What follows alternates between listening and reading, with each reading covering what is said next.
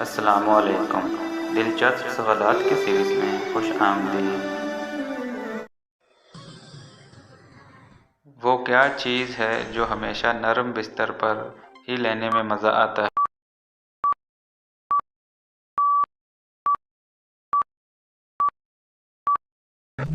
जवाब है नींद। हज़रत आदम अलैहिस्सलाम के मुँह से पहला कलाम क्या निकला था?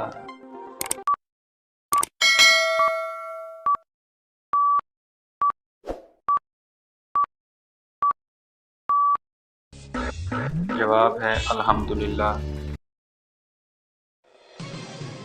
किसके बुलाने पर नफली नमाज तोड़ सकते हैं?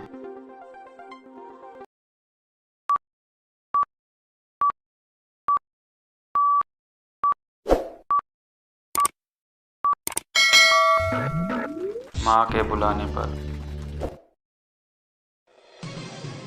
कुरान मजीद का दिल किस सूरत को कहा जाता है?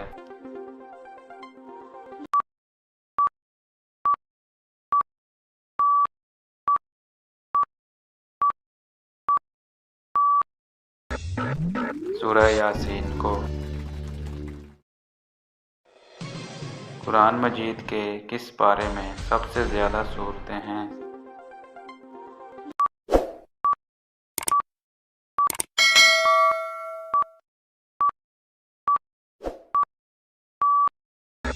तीसवें पारे में।